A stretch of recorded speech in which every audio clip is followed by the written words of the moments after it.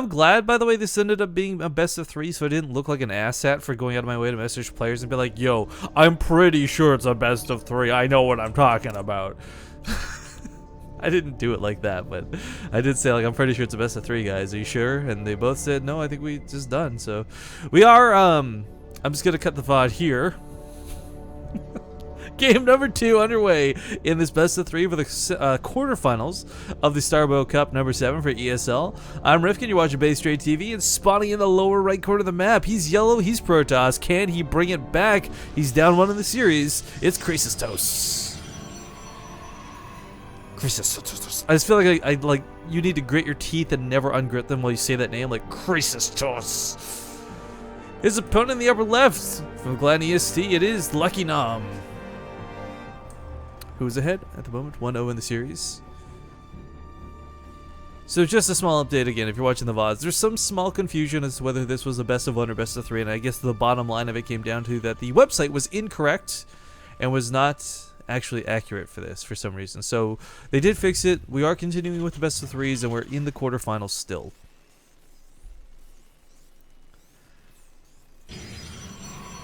KratisTos showed a pretty strong game 1, though, if we're going to be honest, guys. One of the things I really enjoyed about it was the fact that he was able to, like, well, quite frankly, pull it together.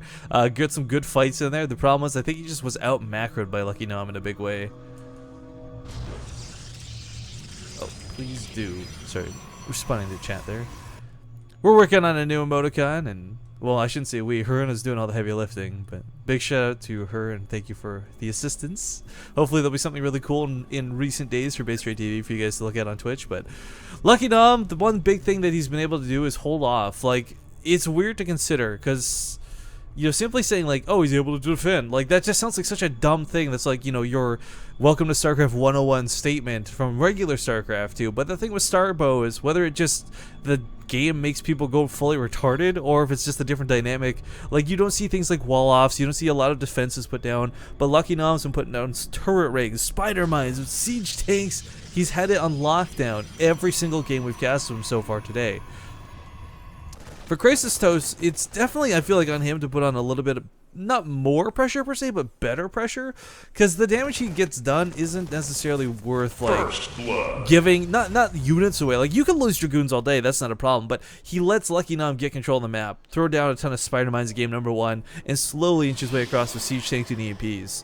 If he can perhaps get a little bit more damage done early, maybe LuckyGnom gets contained on 2 bases, maybe he still makes it out to 3, but doesn't have that total, complete, not just map control, but map dominance that he's been able to lock down.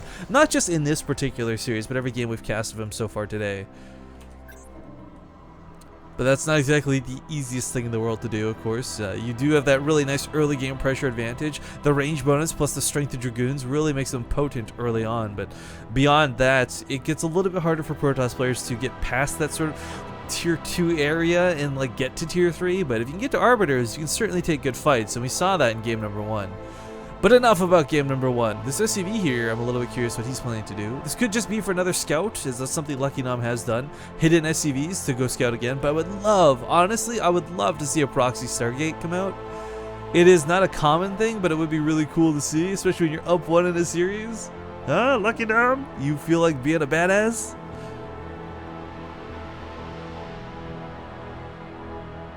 Let's see what he ends up doing here. Siege mode's on the way, and the siege tank, of course, is already out, so any sort of Dragoon pressure is kind of limited as is. KratisTos is going to push out, but, I mean, for a Terran player, if you want to expand, just build it in your main, lift it off. Move it over later, but, you know, there's a, honestly, I'd like to see some Stargate play come out of KratisTos, use some of those units. The Sentinel is not exactly the strongest thing in the universe, but it is really good at dealing out a lot of area of effect damage quickly. For those who don't know what I'm referring to here, the Sentinel is an air unit that is essentially like a really crappy version of an Oracle. It's got a lot of similar abilities. It's got a very fast attack, but very low damage. But more importantly than that, it lays down null wards, which act kind of like spider mines in the air, except they hit just about anything. And if you watch Starbow Tournament number 5, I want to say it was, so you got to see, I think it was like Old Peace Roads or somebody utilized them a lot. The VODs are up on YouTube anyways. It was really fun to watch Sentinels get utilized to their fullest potential, but it is going to be a robo facility coming down. Now this typically means Warp Prisms more than anything else, but as well, hand in hand with Warp Prisms do go Reavers. But Spider-Mine's coming out again here for LuckyGnom. This is really what allows him to start getting that map control. I mean, having Vultures is cool, but realistically, without Ion Thrusters, without Spider-Mines, they're kind of useless. Where did that scan go down? So he sees the natural coming up, knows that he's about the same time as his opponent this time. That was a big thing for LuckyGnom in game number 1. He had like this massive timing where KratisTos didn't even have like a natural for the longest time, and I think that's part of what fell behind with his macro. Again, he didn't really have the most impressive display macro, but hopefully here with this early expansion, he'll be able to keep toe-to-toe with our Terran player. I like the sort of soft contain that's been set up here too. He's not really pushing with the Dragoons. He's not trying to get in range of the siege tanks, but he wants to know if they're going to leave the base, so they can either pick a fight or retreat fully and entirely and go back home to defend.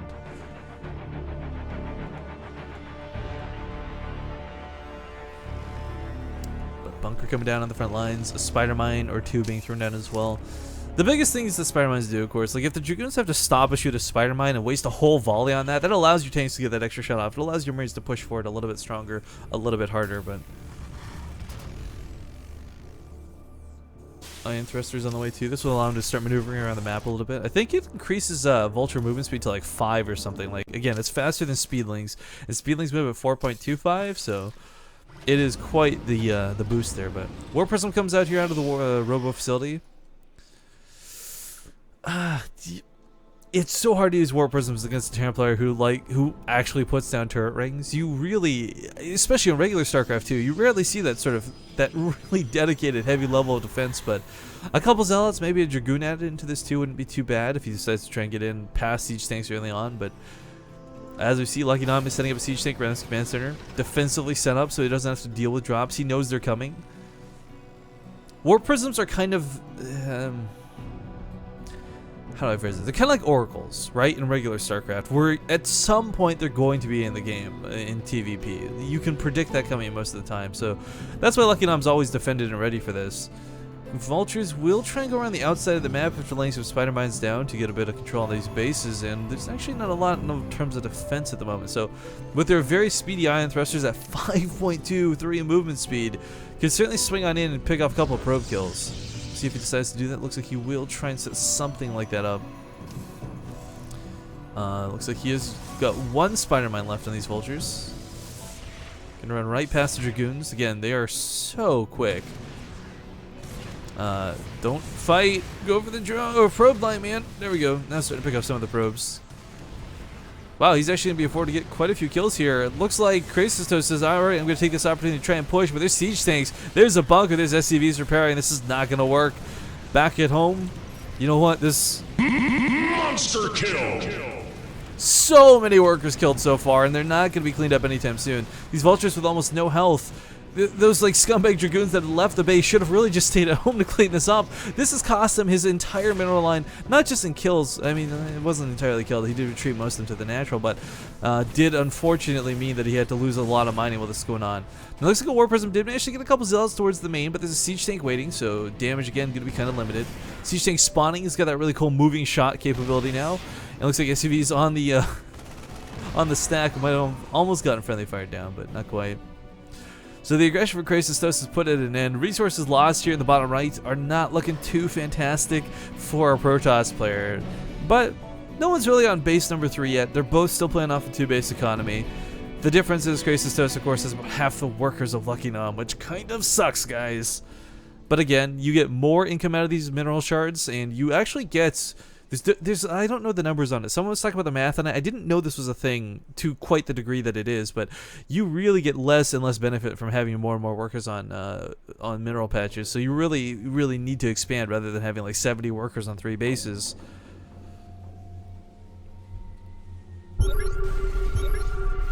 More scans coming out of LuckyGnom. Upgrade. Keeping an eye on tech has been like the biggest thing too. Seeing that like a tech swap could be dangerous. If suddenly there's a Stargate there and you've got no Vikings, it could be a little bit hard to deal with any sort of air aggression.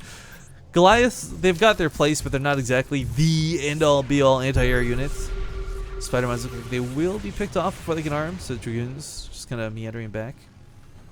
I don't know if this is how they actually took the model, by the way, but ever since someone said it on Reddit, I can't unsee it, where they're like, there's no model for the Dragoons, so they just took the bottom half of an Immortal and cut off its head, basically. That's how they made the Dragoon model.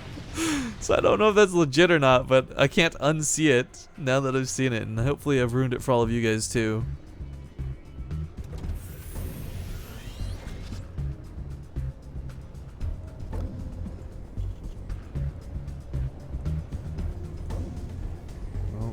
Poison ready to fight. LuckyGnom will play defensively, but he's not going to be able to push out anytime soon. The army from KratisTos is actually looking pretty darn good.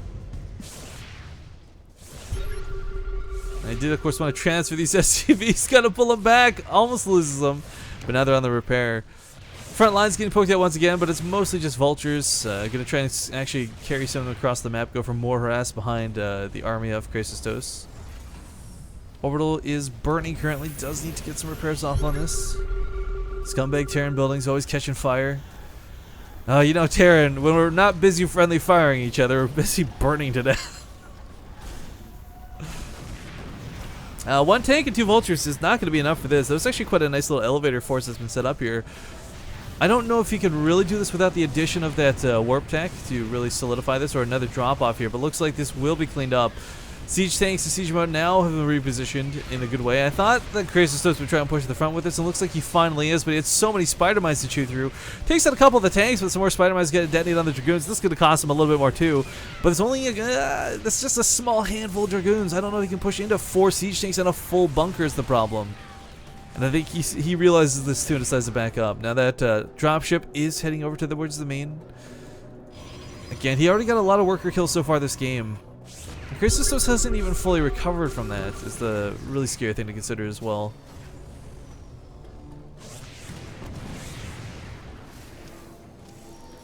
Alright, here's the drop in the main. We'll see how many more workers. Currently, there has been 16 killed so far. We'll see if he gets more.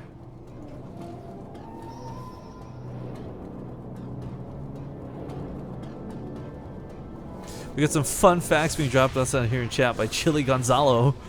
Apparently the Sentinel is a combination of the Sentry and the top half of a Robo-Bay. I can kind of see that. Or I'm assuming he means Robo Facility, but we don't get to see oracles for comparison's sake, unfortunately for you guys. Spider-Mine's actually going to do a great job at littering the base here. Make sure reinforcements coming out will be destroyed before they can take out the vultures. One of them's actually getting incredibly low. And looks like, yep, one Dragoon's going to fall. Needs to retreat past the others. 22 workers killed so far, but more importantly than that, the entire army, 100%, has been brought back home from the front lines. So LuckyGnom now has the option to spread out around this sort of, I guess, bank around the river. He can expand towards the north. He can get these walls down. He can solidify himself to take another base and really get his economy where he needs it. I hope this Viking gets to attack something, by the way. Vikings seriously have, like, in my opinion, some of the cooler new missile animations in Starbow. But upgrades, again, very much heavily in the favor of our Terran player. KratisTos is coming up on his level 1 upgrades, but that's as LuckyGnom gets on 2-2. He's got EMP on the way, some science vessels as well. As if this isn't going to be difficult enough to break as is, let's not forget KratisTos is nowhere close to getting Arbiters out. He's not going to have that stasis field. He's so busy dealing with this harassment to his economy. Again, he went from like 16 to 22. Not the biggest change in the universe, but still not a fun way to lose workers. This Dragoon Death Ball is gonna definitely find it hard for us to get much done here. There's 33 siege tanks. There's a ton of spider mines up. This is kind of where KratisTos needs to keep LuckyGnom. Like, if LuckyGnom gets past this, he's just going to probably take map control once again. So, if you can keep him kind of closed in on these 3 bases, that might be his best scenario. But, again, one of those things that's kind of easier said than done. Almost gets that missile turret. Unfortunately, the observer dies. QQ. But gravitic boosters on the way here for the observers. Going to make them a little bit quicker, a little bit more efficient. Being told Paul and Josh here literally trading bases. I can't wait to watch the VODs of that. Polt and Joshi, just side note to everything here, they played in Zotac Cup like really early beginning of HOTS, and even then it was an incredibly close and incredibly tense and insane series. That was still when he's like NSOSO too, by the way. Like that's how old school it is. But I wouldn't be surprised if whatever they're playing right now ends up being like one of the most epic TVTs because they're such talented players. Anyways, Vulture's going to try and get across the map again. Some Spider-Mines being laid down, but they are being dealt with rather quickly by this Dragoon count. And for some context, by the way, the time of casting the Starbow tournament, we got Asus Rog and IEM and such going on. So if you're watching the VODs and like, what is he talking about? What is Jockshame pulling off doing anything? There's your context. Didn't quite get to secure another base here. Not going to chrono boost the cannons. Just going to give this away. This cannon chrono booster could have killed about half these vultures, but unfortunately ends up dying for 2. I'm not sure I love that choice, but probe going down 2 means there's no expansion being built. He did, of course, opt to take the one to the north, but in this sort of scenario, you know, really press your advantage. Take that fourth. Contain LuckyGnom. He's not going to be doing much other than these vultures anyways, so just lay down some cannons.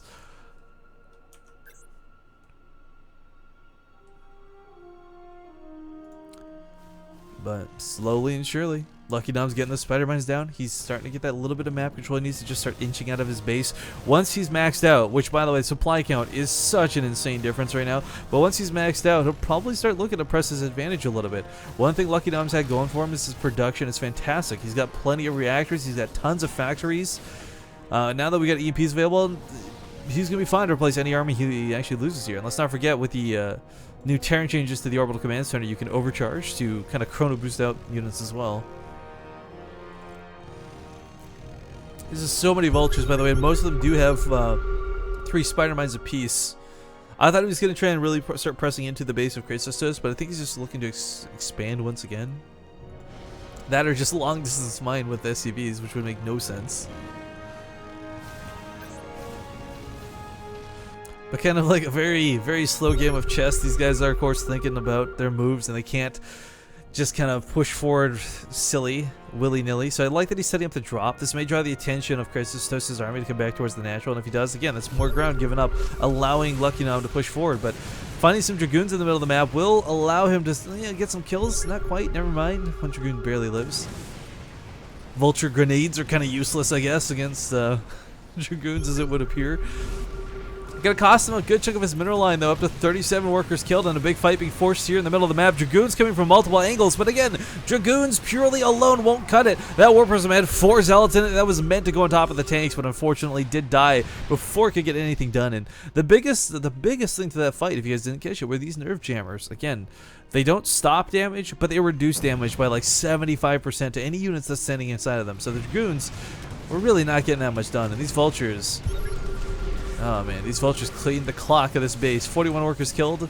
Probably could have picked up and gone northwards if he had known about that base. He kind of has an idea. There's a cannon there, but doesn't know about the actual base itself. Thinks it's here towards the south, and there is one that's recently established down here towards the south, but I think that's about it, guys. I mean, I don't know that KratisTos can break this with just Dragoons, with just Zealots. I mean, this is like a tier 2/3 army for LuckyGnom. He's got science vessels in this. He's got vultures. He's got siege tanks. KratisTos is trying to break him with tier 1 units, Dragoons and Zealots, and that's, well, it's not going to work. This isn't Marines and Medevacs. Terran joke. But no, realistically, with what he has available, it's not going to happen. So we'll see. Maybe KratisTos catches LuckyGnom while he's unsieged. Maybe gets some good hits off for free. I don't know. These Zealots, I don't believe they have charge. Do they? Yeah, they do. Okay. So Zealot charge, by the way, for those who don't know, it doesn't allow you to charge forward like it does in regular StarCraft 2. It just gives them an innate speed boost. So they do move really, really quick. 6 Templar on the way would have been nice a little while ago. Storms, I think, are going to be a little bit out of the question. Archon's going to be the only thing they can really be used for. Where are these coming in? There we go. Finish up here in the main. Cannons will actually be able to keep the vultures back here out of this base, but I'm not sure that this really matters at this point. The supply gap is just by half, essentially. He's sieged outside of the base of KratisTos. He's even got freaking turrets coming down. Zealot's going to push forward into this and try and soak up a little bit of that tank fire for the Dragoons. But even then, nerve jammers will be placed down on top of this, and as we see, Zealots are just not doing a ton of damage while that's buffering on them. So I'm trying to select one to show you guys. Yeah.